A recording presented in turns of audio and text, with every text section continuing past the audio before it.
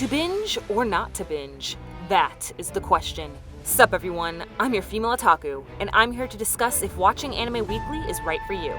You see, I like to watch a majority of my anime on a weekly basis because of the experience, the anticipation of waiting for the next episode, the weekly discussions on social media.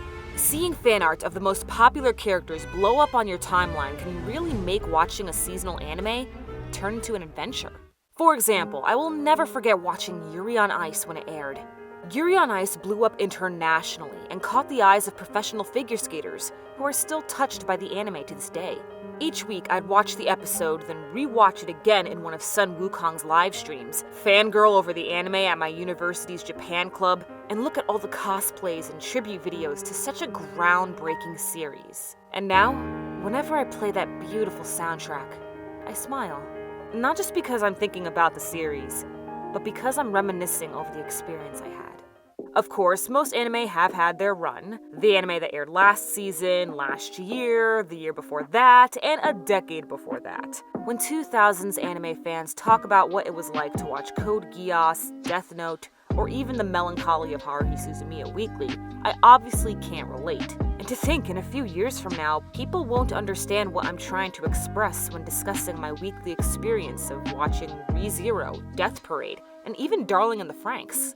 The people who will now binge said series will have a different outlook on the show than me, and I think that's pretty cool. However, when an anime is finished, that doesn't necessarily mean you should binge it. I know that sounds a little weird. Why hold yourself back? All the episodes are at your disposal, so spend your lazy Sunday to watch all of it in one go. Well, you can do that with some series, but others, well, it's best to spread them out. A more recent anime that comes to mind is Banana Fish. There's no doubt that it's a great series, but I just can't binge it. The anime is super depressing, and I need a long break between episodes before I can watch the next. I did the same thing with Welcome to the NHK, heck even Danganronpa V3. But that's getting into a whole different territory. But okay, let's say you found an anime to binge, and it's not depressing at all. Sounds good at first. But then you risk something else, forgetting everything you just watched. Like, have you just ever read something for a couple of pages and then realized you haven't grasped any of the info you just read? The same thing can happen with binging. The most famous case of this happening to a majority of people was when all episodes of ReLife was released on Crunchyroll in a day.